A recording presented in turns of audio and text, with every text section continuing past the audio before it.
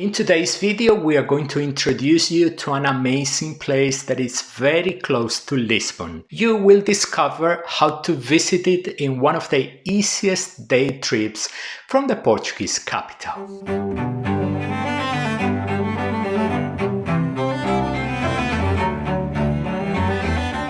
Once again, here we are sharing our love for Portugal, our dear Iberian neighbor. We have traveled a lot in and around Lisbon in the channel, but we had not yet talked about the beautiful Queluz Palace.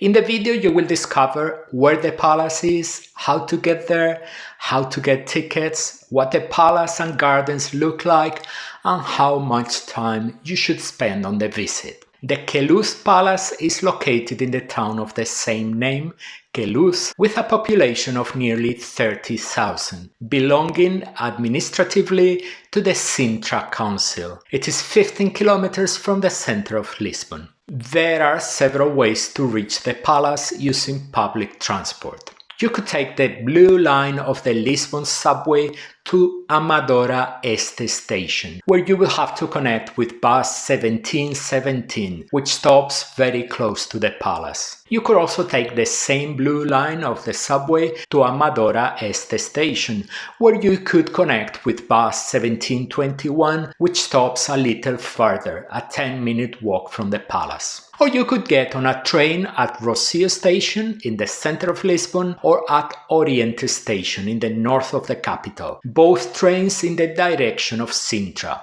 You would get off at Queluz Bela station and walk 15 minutes to the palace. The latter was the option we chose, and we are going to show you the details next. We started from the center of Lisbon from the magnificent Rocio station. Inside the station, you can buy tickets for the trip at the ticket office or at the vending machines. But if you have been moving around Lisbon for a few days, you should have a Navegante card, which is the city's transport card. And if you have a Navegante card loaded with zapping credits, and we talk about zapping credits in the video dedicated to public transport in Lisbon, it would be a great way to pay for this trip to Queluz. It would turn out a little bit cheaper and you would not have to wait in line. If you pay with zapping credits, the cost will be €2 each way, which is a bit cheaper than the single ticket. To get there and back, you would need to have €4 in credits on your card. Now all you have to do is bring the card near the reader to enter the platforms. Any train in the direction of Sintra will do. Other trains may also work. Check on the screen that the train stops at Queluz Belas. The train departs from Rocio and passes through several stations along the way. You will get off at the 6th station, Queluz Belas. When you go through the exit barriers of the station, turn left to exit to the street. It is a 15-minute walk all downhill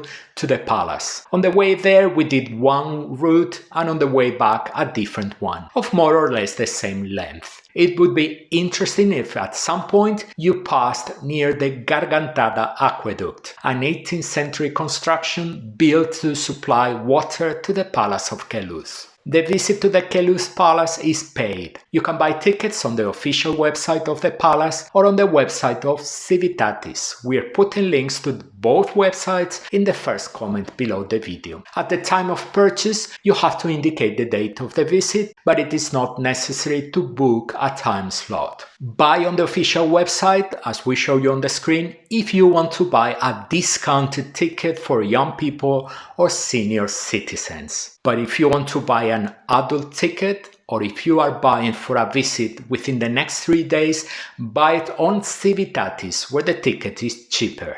Civitatis is our trusted partner, and every time you buy a ticket following our link, we take a small commission without making the price more expensive for you. But we want you to buy tickets wherever it suits you the best. The Lisboa card, a pass that, as you may already know, we think is excellent, includes a 15% discount on the entrance to the palace. We don't think it's worth using the Lisboa card to visit Queluz. It's better to give priority to the attractions where the Lisboa card gives you free admission. And there are many such places, as you will see in the video, in which we present a 3-day itinerary in Lisbon with the Lisboa card. Here we are. Let's go inside and see what the magnificent palace looks like. In 1747, Infante Dom Pedro, the future Pedro III of Portugal, decided to transform a place known as Quinta do Infantado into a true royal palace. Decades of work after, in 1760, after his marriage to Maria I,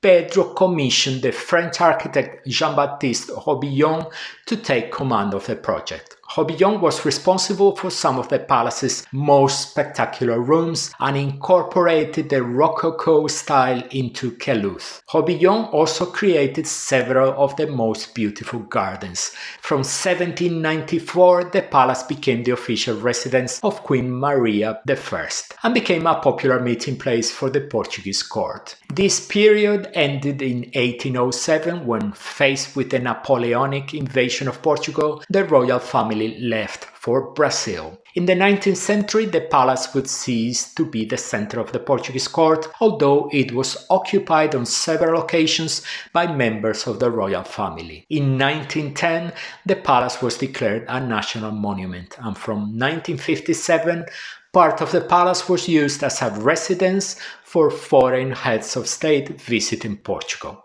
Although from the outside the palace does not look like much, and certainly not as grandiose as the National Palace of Ajuda in Lisbon, anyone who thinks that its interior is not impressive is in for a surprise. The visit is divided into two parts. On the one hand, the palace, where you will enter first, and on the other, the gardens. At the beginning of the visit, you enter the throne room, the largest and main room of the palace, with gilded wood decoration, monumental Venetian glass chandeliers, and many mirrors, and windows overlooking the gardens. This is where the great court festivities were held. Nowadays, it hosts protocol acts of the Presidency of the Portuguese Republic. The tour continues through a succession of richly decorated rooms and spaces. Several screens allow visitors to request more information about the exhibits. The typically Portuguese tile art is proudly displayed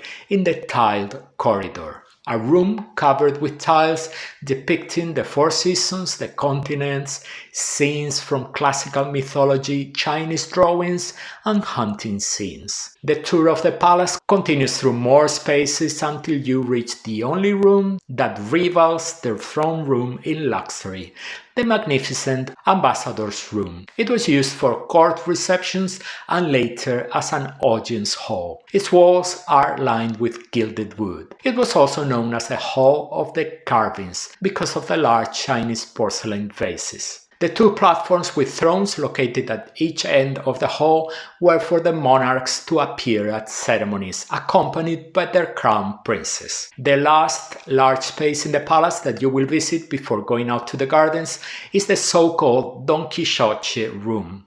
The columns that support the dome of the room create the illusion of a circular space, despite being a square room. The room owes its name to the collection of paintings depicting scenes from Cervantes' Don Quixote.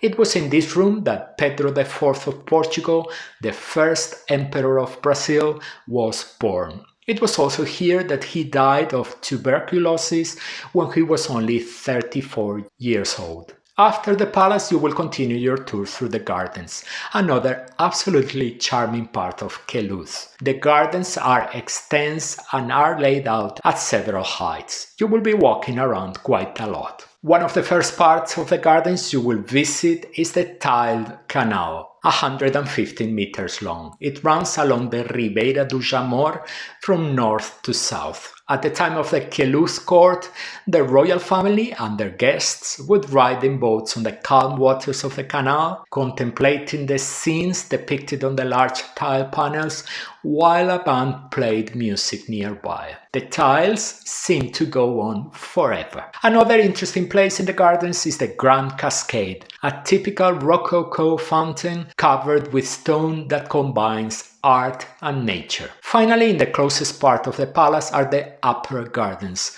two gardens separated from the rest of the park by large stone walls. The smaller garden is the Garden of Malta in front of the throne room. Its name refers to the Order of Malta, to which Don Pedro III belonged. There are several fountains among the flower beds. The largest garden, which is next to the ceremonial facade, is the Neptune Garden, a garden with an absolutely charming French air, with its fountains and sculptural ensembles incorporating lead sculptures and featuring fantastic animals and creatures. The upper gardens allow you to finish your visit to the Queluz Palace in style. The palace and gardens of Queluz are an easy half-day trip. If you arrive at Queluz first thing in the morning, you can spend between 2 and 3 hours visiting, and depending on the time you leave the palace, you may even be able to return to Lisbon for lunch. Visiting the Queluz Palace is an experience that will delight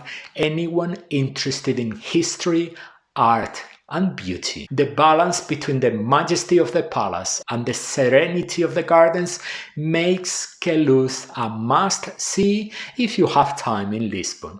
So that's it, we've reached the end of the video. As always, if you have any questions about the subject of the video, just ask in the commentary box below. Here in the channel we are big fans of Lisbon, and you can see now on the screen the complete list of videos we have dedicated to the Portuguese capital. A lot of information to help you prepare the perfect trip. We look forward to seeing you in those videos.